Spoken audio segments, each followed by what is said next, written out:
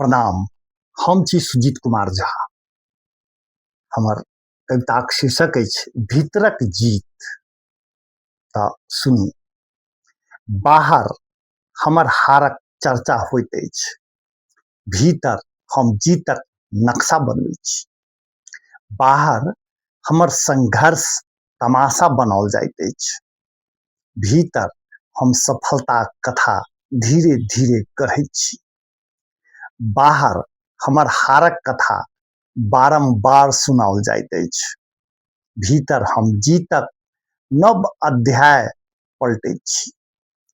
बाहर लोक अंत घोषित करैत अछि, मुदा भीतर हम शांत भऽ नव शुरुआत लिखै छी।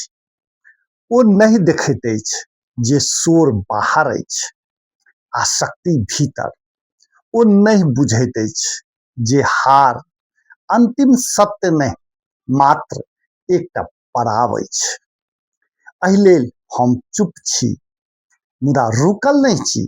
भीतर हमर यात्रा एखनो जारी अछि, किया तऽ सही जीत ओहि दिन होइत अछि जखन भीतरक विश्वास बाहरसँ शोरसँ बेसी प्रबल भऽ जाइत अछि।